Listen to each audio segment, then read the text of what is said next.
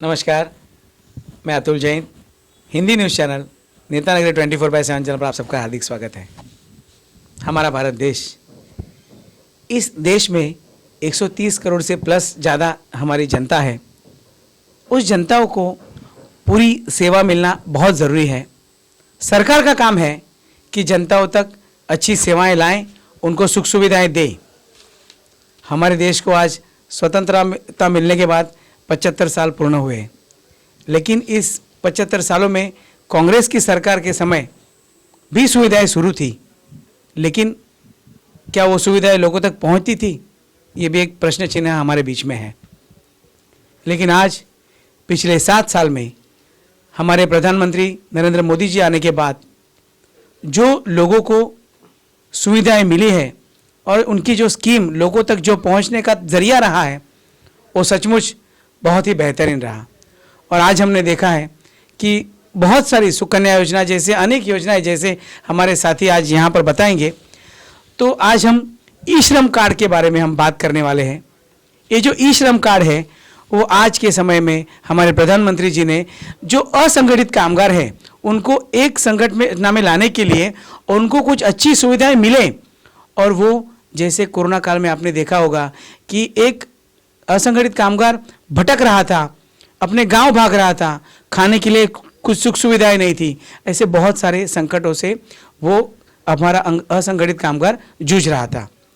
लेकिन इस ई श्रम के माध्यम से उनको एक कार्ड मिलेगा और वो कार्ड में 12 डिजिट का नंबर होगा, उसमें उसकी पहचान होगी, उसमें उनका नाम होगा, व्यवसाय क्या करते हैं उसकी जानकारी होगी और बहुत सारी चीज़ें उसके अंदर होने के बाद उसको बहुत सारी सुविधाएं मिलेगी और उनकी एक पहचान बनेगी। तो इसी के बारे में आज हम जानेंगे। मेरे साथ रुपेश दांडेकर जी हैं जो हमारे अंधेरी विधानसभा के युवा मोर्चा के अध्यक्ष हैं। हमारे भूषण चौहान जी है जो हमारे वार्ड क्रमांक 80 के वार्ड अध्यक्ष है। आप सबका हार्दिक स्वागत है। रुपेश जी, प्रधानमंत्री नरेंद्र मोदी जी आने के बाद देश के लोगों के लिए बहुत सारी सुविधाएं मिली और उसका लोगों ने लाभ लेने की कोशिश भी की और इसी माध्यम से आज ई श्रम कार्ड के बारे में हम बात करने वाले हैं। थोड़ा सा बताएं, आपने भी इस कार्यक्रम की शुरुआत की है। हमारे अंधेरी विधानसभा के लोगों को इसकी सुविधा मिले करके आपने इस पोर्टल पे जाकर उनका जो रजिस्ट्रेशन करना है और जो नोंदणी करनी है उसका काम आप कर रहे हो, बताइए। पहली बार तो मैं नेता नगरी चैनल पे माननीय अतुल जी और शब्बीर भाई का तहे दिल से आभार मानता हूँ कि यहाँ पे मुझे बुला के जो ई श्रम कार्ड के विषय में जानकारी के लिए बुलाया, इसके लिए धन्यवाद। जैसे अतुल जी ने अभी बताया कि ई श्रम कार्ड, जो ई श्रम कार्ड ये ऐसा है कि जो अभी कोरोना काल में लोगों को, जैसे हमारे मराठियों में कहावत है कि हाथावर पोट असते, आशी जी ऐसे जो लोग हैं जिनको कमा के खाना पड़ता है शाम के टाइम, इन लोगों के बहुत हालत बुरी हुई थी, उनको खाने की बहुत दिक्कतें हो गई थी। तो इसको ध्यान में रखते हुए नरेंद्र मोदी जी ने ये ई श्रम कार्ड का जो नियोजन किया हुआ है। जैसे कि अब जो असंगठित कामगार है वो असंगठित कामगारों को अपन पॉलिसी दी गई है। जैसे कि कोई भी व्यक्ति का एक्सीडेंट हो जाता है तो एक्सीडेंट होने के बाद उनको 1 लाख की पॉलिसी है और उनका उसमें अपघात में उनका अगर मृत्यु हो जाती है तो उनको 2 लाख की पॉलिसी है और अगर उसमें उनका कोई भी अंग में विकलांग हो जाता है तो उनको 1 लाख की पॉलिसी है। इसी तरह बाकी के भी जो सुविधा आने वाली है, जो भी सुविधा आएगी वो इसके बावजूद अभी ई श्रम कार्ड के आधार से ही उनको जो भी सुविधा है वो मिलने वाली है। जैसे कि अभी आपने देखा ही होगा कि योगी जी ने उत्तर प्रदेश में जो अभी इलेक्शन चालू है वहाँ पे जो योगी जी ने अभी जिसने भी ई श्रम कार्ड बनाया हुआ था उनको योगी जी ने 500 रुपया हर महीना देना चालू किया है, ऐसे पेंशन चालू किया है। इसी तरह हर राज्य में हर एक राज्य में ऐसा ही लोगों को अपने राज्य से भी इसी ई श्रम कार्ड में पैसा मिलना चालू हो जाएगा। ये ई श्रम कार्ड है, ये सीमित लोगों के लिए है जैसे कि अपने देश में 40 करोड़ लोग हैं जो ये ई श्रम कार्ड के लाभार्थ है। जैसे कि घरेलू कामगार हो गए, फेरी वाले हो गए, वापस किसान हो गए, किसान हो गए। हाँ, ऐसे जो कामगार है, जैसे बीड़ी कामगार, हाँ, हाँ। सीटीएम कामगार अपन उसे बोलते हैं, वो कामगारों छोटे को, छोटे हाँ, कामगार। छोटे कामगार, उन लोगों को ये सुविधा मिलने वाली है। इस सुविधा में उनको हर महीने में 35 किलो राशन में चावल मिलने वाला है, पर वो उस कैटेगरी में बैठना चाहिए। हाँ, जैसे कि अभी किसी लोगों का अपन ये बोलते हैं ईएसआई हो या एआरएफ हो, वापस एनएफएस हो, अगर इन लोगों को ये सुविधा मिल रही होगी तो उनको ये सुविधा नहीं मिलेगी। अगर भले उन्होंने कार्ड भी निकाला ये, तो उनको ये सुविधा नहीं मिलेगी, क्योंकि ऑलरेडी उनको वो सुविधा सरकार से चालू है। ESIC वगैरह चालू है। ESIC वो चालू है, तो उनको वो सुविधा नहीं मिलेगी। इस तरह ही अभी समझो ये इसका अपप्रचार भी बहुत हो रहा है। जैसे कि कोई लोगों ने बताया कि ई श्रम निकलने के बाद उनका अपने साथ अकाउंट लिंक होने वाला है, तो लिंक होने के बाद अपने अकाउंट में से पैसा कट हो जाएगा। हाँ, गलत मैसेज बहुत दिया जा रहा है, उनका पैसा कट हो जाएगा। जैसे कि हर महीने कोई बोल रहा है 1 रुपया कट होएगा, कोई बोल रहा है हर महीने 100 रुपया कट होएगा। तो ऐसी कोई ही सुविधा कोई नहीं है, फेक अफवाह है ये। अपने को जीरो बैलेंस पे अपने को मतलब कोई भी पैसा न लेके ये ई श्रम कार्ड अपने को दिया जा रहा है। इससे लोगों को जो सुविधा मिलने वाली है भविष्य में, वो ये ई श्रम के माध्यम से मिलेगी। अच्छा, मैं आपको इस बारे में पूछूंगा कि आपने अभी जो बोला कि जीरो बैलेंस के ऊपर भी आप अपना खाता खोल सकते हैं, तो आपने इसलिए बताया कि आपके पास अकाउंट का जो डिटेल है वो भी मांगा गया है। हाँ, बराबर। तो इसके बारे में क्या क्या लोगों को चाहिए होगा ई श्रम कार्ड निकालने के लिए? आधार कार्ड, पैन कार्ड और ये ई श्रम कार्ड निकालने के लिए इनको एक तो मोबाइल नंबर उनका लिंक होना चाहिए आधार कार्ड से। यस। दूसरा उनका पैन कार्ड, आधार कार्ड लगेगा, और तीसरा है उनका बैंक डिटेल्स पूरा। बैंक डिटेल्स, हाँ, ये 3 चीज़ लगेगी। और ये इसको निकालने के लिए कोई भी चार्जेस नहीं है, अपन अपने मोबाइल से भी निकाल सकते हैं।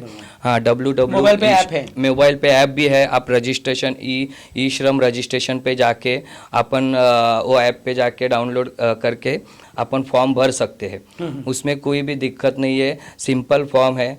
और अपन जो जाके बाहर लोगों ने इसके ऊपर भी थोड़ी सी लूटमार चालू है, दुकानों में 150 रुपये। बताइए कि वो गलत मैसेज जा रहा है, वो जरा बताइए कि वो फ्री है, फ्री में है वो। लेकिन लोग पैसा देकर ये कार्ड बनाने की कोशिश करते हैं। तो ऐसा ना करें, अपने पैसे वेस्ट ना करें, क्योंकि ये सरकार की योजना है। तो ये सरकार की योजना फ्री में आज की समय सब जगह पर शुरू है, तो उसका आप लाभ लीजिए। बराबर। ये जो योजना फ्री में चालू है, और जो दुकानों में 150-200 रुपया जो अपने अपने तरीके से लोगों को बिजनेस बना दिया, सब लोगों ने बना रहे। तो मैं लोगों को एक मैसेज देना चाहता हूँ आपके माध्यम से कि लोगों ने अपना खूब गूगल पे जाके ई श्रम रजिस्ट्रेशन करके अपना उसमें फॉर्म भर दीजिए, आपको आपका कार्ड उसमें ही प्राप्त हो जाएगा।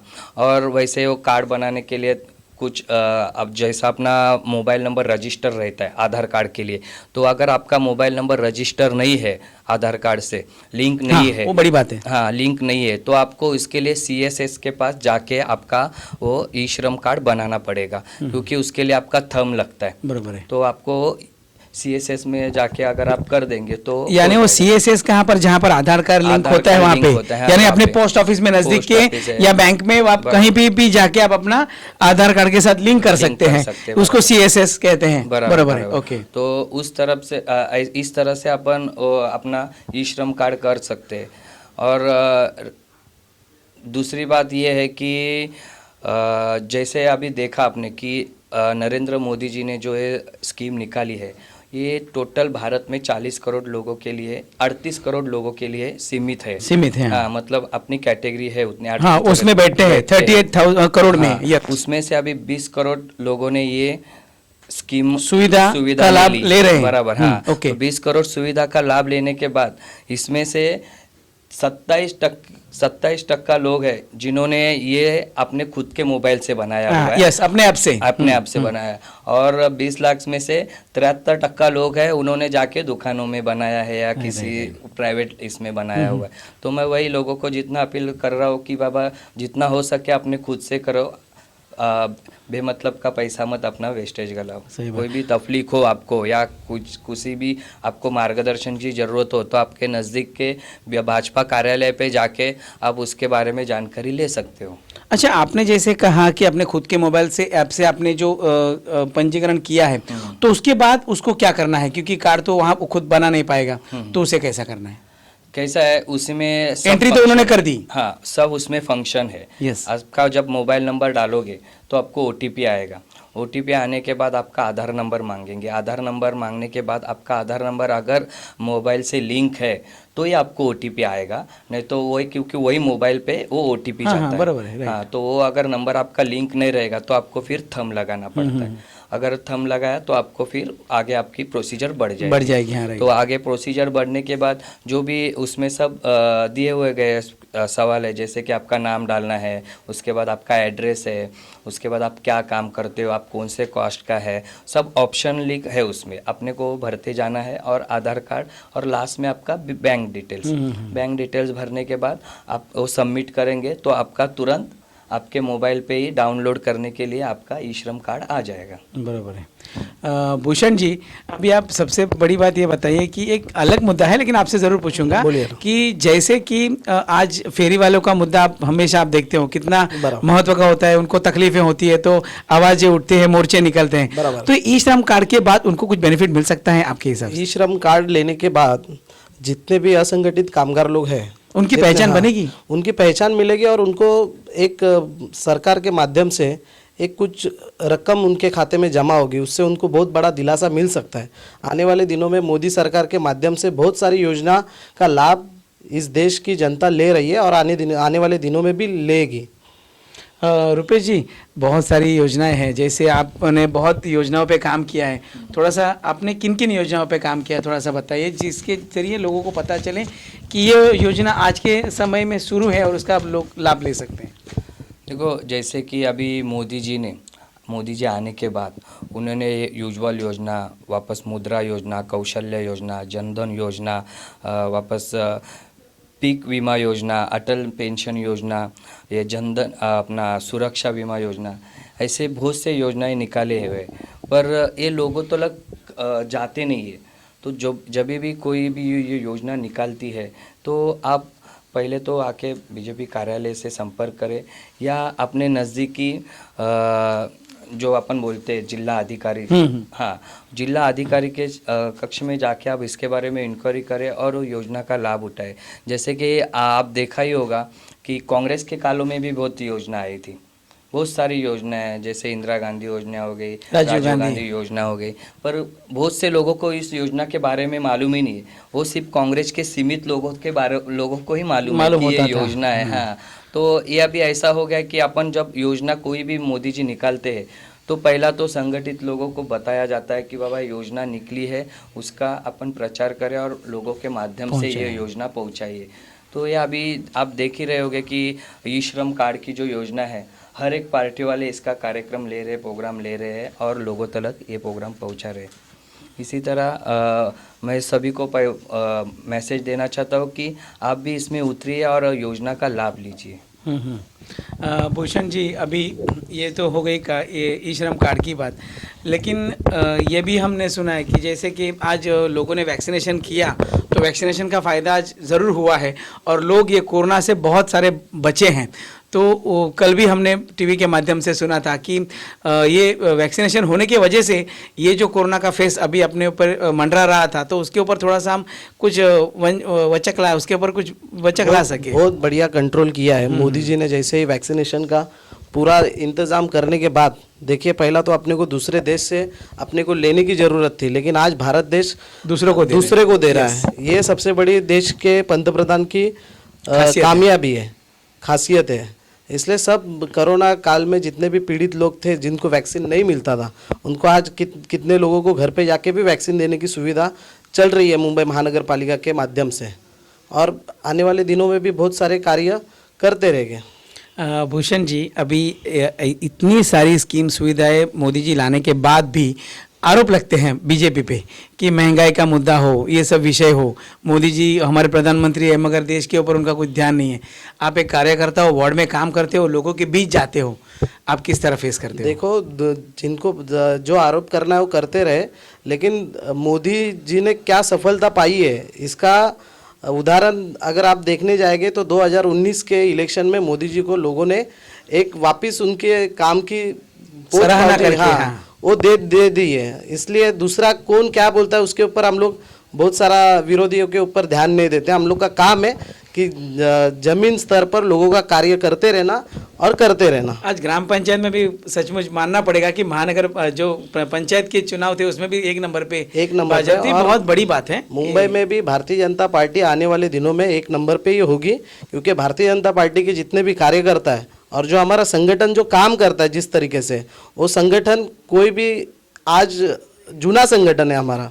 कोई तो आज 2 दिन पहले निकालेगा और वो सोचेगा कि मैं बहुत सारा कुछ कर पाऊंगा, वैसा नहीं है। भारतीय जनता पार्टी का संगठन बहुत मजबूत है। आने वाले दिनों में आप देखिएगा कि मुंबई में महानगर पालिका में मुंबई भारतीय जनता पार्टी का महापौर बैठेगा। आने वाली महानगर पालिका चुनाव एकदम अभी नज़दीक है, तो आप अपने वार्ड में वार्ड अध्यक्ष के रूप में काम करते हो।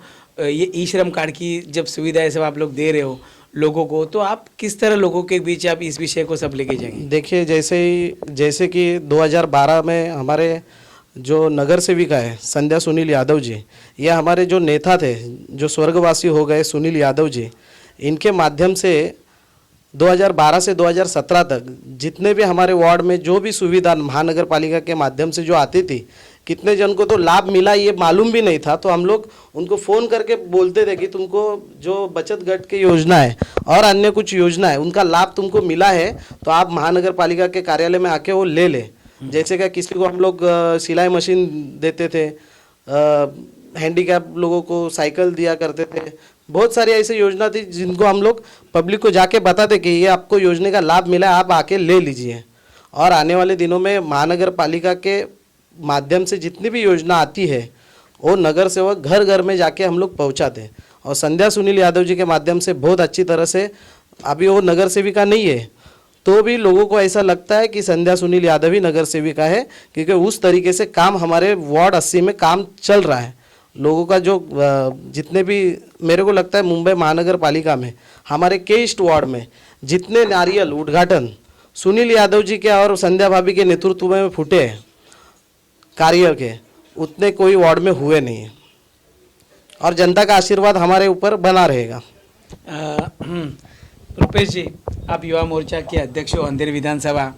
आज के दौर में युवा मोर्चा बहुत बड़े पैमाने पे हमें मुंबई में दिख रही है, एक एक्टिव युवा मोर्चा काम कर रही है।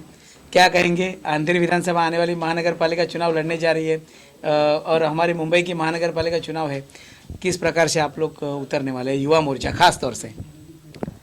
देखो, युवा मोर्चा के मुंबई के अध्यक्ष त्रेश तर्राट तेजेंद्र तिवाना जी, आप देखते ही होंगे कि वो पूरी तरह आंदोलन में अपना झोंक देते अपने आप को, और उसी तरह उनके साथ सब हमारे युवा मोर्चा के पदाधिकारी हो गए, मुंबई की पूरी युवा मोर्चा की टीम होगी, वो उनके साथ हर टाइम खड़ी रहती है।